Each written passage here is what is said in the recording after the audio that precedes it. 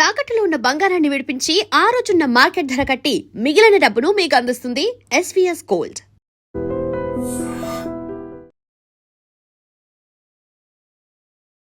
నమస్తే, welcome to iDream. ఈ రోజు మనతో పాటు ప్రముఖ ఆధ్యాత్మికవేత్త మాడుగుల శివప్రసాద్ గారు ఉన్నారు. మాట్లాడదాం. నమస్తే గురుగారు. ఆశీర్వచనం తల్లి. గురుగారు, చాలా మంది వేరే వాళ్ళు మనకిచ్చిన దేవుని పటాన్ని మళ్ళీ తిరిగి ఇంకొకరికి ఇవ్వడం మంచిదే అంటారా, లేదా దీనిలో ఏదైనా వేరే విధానం ఉందా? అమ్మా, ఒకరెవరైనా మనకు దేవుడి పటం ఇచ్చినారు, మనం తీసుకున్నాము, మళ్ళీ వాళ్ళకి వెనక్కి ఇవ్వటం అనేటువంటిది అంతేనా? వేరే ఎవరికైనా సరే గురుగారు, ఇంకొకరికి ఎవరికన్నా ఇవ్వటం అనేటువంటిది అది ఎంత మాత్రము మంచిది కాదు. మనకని ఇచ్చారు. చాలామంది మీరు దేవుడి పటము అని అడుగుతున్నారు. దేవుడి పటం మాత్రమే అని కాదు, మనకెవరైనా వస్త్రాలు ఇచ్చారనుకోండి, మన స్థాయికి తగింది కావచ్చు కాకపోవచ్చు, అది వేరు విషయం. అవి ఎవరికోరికి ఇద్దాంలే వేరే వాళ్ళకని ఇస్తూ ఉంటారు. చాలామంది చేస్తూ ఉంటారు ఇలా. చాలామంది చేస్తారు. నువ్వు ప్రశ్న అనేది తల్లి చాలా చిన్నదే అని అడిగావు, కానీ దాంట్లో గూఢార్థం చాలా ఉంటుంది. ఎప్పుడు కూడా మన మీద గౌరవంతోనో లేదో ప్రేమతోనో, ఏది కాకపోతే వాళ్లకు ఏది ఇస్తే బాగుంటుంది అనే ఆలోచనతోనూ ఏదో ఒక ఇది ఇచ్చారు. ఎవరైనా మనకు గిఫ్ట్గా మన మీద ఇదితో ఇచ్చినటువంటిది, అభిమానంతో ఇచ్చినటువంటిది మన దగ్గరే ఉంచుకోవటము శ్రేయోదాయకమైన విషయం. ఏముందిలే మనకు వాళ్ళు ఇచ్చారు, ఇది ఏమన్నా మనం పెట్టుకుంటామా చేస్తామా, ఎందుకు లేని ఇంకోరికి ఇవ్వటము, లేదా పడేయటము, ఇంకోటి చేయటము, ఇలా చేయటం అనేటువంటిది ఎంత మాత్రము సమంజసము కాదు, మంచిది కూడా కాదు మనకు. ఎందుకు వాళ్ళకి ఎందుకు ఇవ్వాలని బుద్ధి పుట్టిందో తెలియదు, మనకిస్తారు. అది ఏమిటి, ఇచ్చింది ఏమిటి అనేది మనం చూడాలి. ఫస్ట్ దేవుడి పటం ఇస్తున్నారు. దేవుడి పటం ఇచ్చినప్పుడు నాకు వద్దులేని ఇంకోరికి ఇచ్చేస్తే ఎలా? దేవుడి పటం కాబట్టి ఇంకోరికి ఇచ్చారు. ఒక తులం బంగారు ఇచ్చారనుకో, ఇస్తారా? ఇవ్వరు. చూడండి, ఇవ్వరు. అది ఉండాలి. ఇది ఏముందిలే, మన ఇంట్లో పటాలు ఎక్కువైనా ఇచ్చేద్దాంలే ఇంకొకరికి. పటాలు ఎక్కువైనా తక్కువైనా ఇంకా పెట్టుకోవటమే, చేయగలిగింది ఏం లేదు. లక్ష్మీదేవి విగ్రహాన్ని ఎవరికైనా ఇవ్వచ్చా గురుగారు? లక్ష్మీదేవి విగ్రహం ఉంటే ఎవరికి ఇవ్వచ్చు అనేది ఉంటుంది. ఎవరికంటే వాళ్లకు ఇవ్వకూడదు లక్ష్మీదేవి విగ్రహం. ఇప్పుడు ఒక ఆలయాలు ఉన్నాయనుకోండి, ఆలయాల్లో ఇవ్వచ్చు. ఎందుకు ఆలయానికి అంటే, కోటాను కోట్ల మంది భక్తజనం వచ్చి దర్శనం చేసుకోవడానికి ఒక పుణ్యప్రదం అవుతుంది. ఎవరికన్నా ఒకరికి వేరే ఒక బ్రాహ్మలకు వాళ్ళకి ఇవ్వచ్చు. ఎందుకంటే బ్రాహ్మణ పక్షపాతిగా మాట్లాడమని కాదు. బ్రాహ్మణులకి ఇస్తే ఏమవుతుందంటే, నిత్యము ఆరాధన ఫలానా వాళ్ళు ఇచ్చినారుని ఆరాధించడానికి ఒక అవకాశం ఏర్పడుతుంది. వేరే వ్యక్తులకు ఇచ్చారనుకోండి, ఇచ్చినప్పుడు ఏమవుతుందంటే వాళ్ళు కూడా గొప్పగానే ఇచ్చినారని పెట్టుకుంటారు, కానీ మన లక్ష్మీదేవిని ఇంకొకరికి ఇచ్చినట్టు అవుతుంది. నాకు అక్కర్లేదులే అని లక్ష్మీదేవిని ఇచ్చినట్టుగా అవుతుంది అనమాట. ఎవరికి అవసరం లేదు లక్ష్మీదేవి, అందరికీ అవసరమే కదా. అంటే వాళ్ళు ఏం చేస్తారు అనే దాని కొంచెం వితరణ అనేది ఉంటుంది. అందుకే దానాలు అనేటువంటివి ఎవరికి ఇస్తారు? బ్రాహ్మణులకే ఇస్తారు.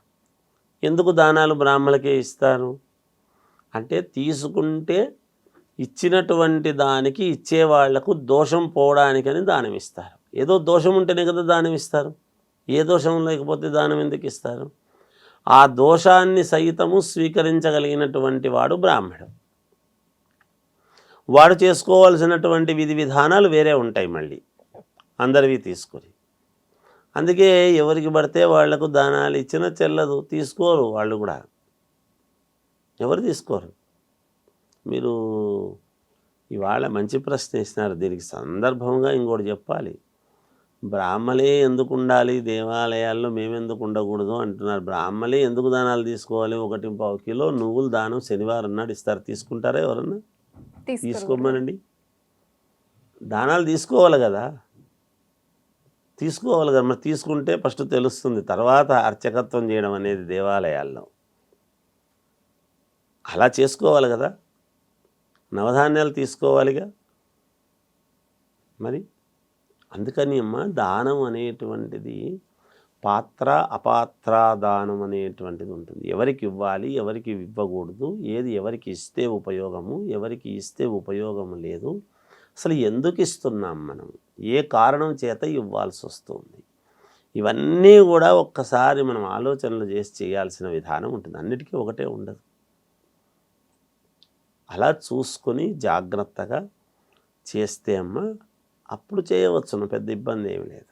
గురుగారు, మరొక సందేహం. ప్రతిరోజు నిత్య దీపారాధన ఏ సమయాల్లో చేసుకుంటే మంచి జరుగుతుంది గురుగారు? చాలా ప్రసార మాధ్యమాల్లో చెబుతూనే ఉన్నాం. ప్రతిరోజు నిత్య దీపారాధన అనేటువంటిది సూర్యుడు ఉదయించేదానికంటే ముందే మన ఇంట్లో దీపం వెలుగుతుండాలి. శాస్త్రం చెప్పిన మాట. ఎందుకు అంటే ఉదయము బ్రాహ్మీ ముహూర్తము అనేటువంటిది ఒకటి ఉంటుంది. ఈ బ్రాహ్మీ ముహూర్తం అనేటువంటిది సూర్యుడు ఉదయించేంత వరకు కూడా ఉంటుంది. ఆ ఉదయించే లోపల మనం ఎప్పుడైతే చేస్తామో అది దేవతల సంచార సమయము అని దాని అర్థం. దైవాలు, భగవంతుడు, దేవతలందరూ కూడా తిరుగుతూ ఉంటారు అని దానికి నిదర్శనం కూడా తెలుస్తుంది. అలా చేసుకుంటే కదా మనకు అవునా కాదా అనేది తెలిసేది. చేయకుండా సూర్యుడు వచ్చిన తర్వాత ఎప్పుడో లేచి మనం ఎప్పుడో స్నానం చేసి ఒక 2 నిమిషాలు ఏదో అట్లా చేతులు జోడించి నాకేం తెలియదు స్వామి నన్ను చల్లగా కాపాడు అని చెప్పేసి మన పాటికి మనం వెళ్ళిపోతూ ఉంటాం. అలా చేస్తే తెలియదు, పాటిస్తేనే తెలుస్తుంది ఎప్పుడైనా కూడా. అందుకని సూర్యుడు ఉదయించే దానికంటే ముందే మన ఇంట్లో దీపారాధన చేయాలి. అంటే దీపారాధన చేసేదానికంటే ముందే ఇల్లు శుద్ధిగా ఉండాలి. ఇల్లు శుద్ధిగా ఉండాలంటే దానికంటే ముందు మనం స్నానం చేసి ఉండాలి. ఈ ఒకదానికొకటి లింకు కదమ్మా. అందుకని ముందే లేచి ఉండాలి ఇంట్లో, ఇంకెవరు పడుకోవద్దు. అలా ఎప్పుడైతే మనము ఇల్లంతా కూడా శుద్ధి చేసుకొని కొందరు శుద్ధి చేసిన తర్వాత స్నానం చేస్తూ ఉంటారు, అది కాదా గురుగారు? స్నానం చేసిన తర్వాత ఇల్లు ఊడవాలి. స్నానం చేసిన తర్వాతే ఇల్లు ఉడుచుకోవాలి. చాలామంది నైటీలతోనే ఇల్లు ఊడ్చుకుంటూ చేసుకుంటూ ఇలాంటి చిన్న చిన్న తప్పుల వల్లనే సమస్యలు అనేటువంటివి వస్తూ ఉంటాయమ్మా. మనం ఎక్కడా ఏమీ తప్పు చేయలేదు, నేను చాలా శ్రద్ధగా చేసుకుంటున్నాను అని అనుకుంటాం. మనం పాటించేటువంటి క్రమబద్ధము అనేటువంటిది ఒకటి తెలుసుకుంటే నిత్యము దాని యొక్క విశేషం ఏమని తెలిసిపోతుంది. ప్రతి వాళ్ళు అది పాటిస్తే నాకు జరగలేదు, మాకేం జరగడం లేదండి అనే మాట రాదు. ఇంకా ఇంత మనము అందరూ ఆలోచనలు చేసి ఇంత ఇబ్బందులు పడాల్సిన అవసరం ఉండదు ఎప్పుడు కూడా. అసలు పొయ్యి వెలిగిస్తున్నాము అనే దానికంటే ముందు స్నానం చేసిన తర్వాతనే పొయ్యి వెలిగించాలి. అలా దాన్ని ముట్టుకోవాలి పొయ్యిని వెలిగించేటువంటి వాళ్ళు. సరే ఈనాడు గ్యాస్ కదా ఏముంది అని అనుకుంటారు. ఏదన్నా కానీ కాక నువ్వు అంటే రాత్రే కడిగి పెట్టుకోవాలి. చాలామంది రాత్రే పాత్ర సామాన్లన్నీ అట్లాగే పెట్టేసి పొద్దున కడుగుతూ, పొద్దున అప్పుడు స్టవ్ కడుక్కొని మళ్ళీ స్నానం చేసి వచ్చి అప్పుడు ఏదో చేస్తామని చేస్తూ ఉంటాం. ఇవన్నీ తప్పులే. రాత్రే పడుకునే ముందు స్త్రీమూర్తి వంటింట్లో ఏ పాత్ర సామాను, ఎంగిలి పాత్ర సామాను ఉండొద్దు. స్టవ్ శుభ్రంగా కడుక్కొని వచ్చేసేయాలి, పడుకోవాలి.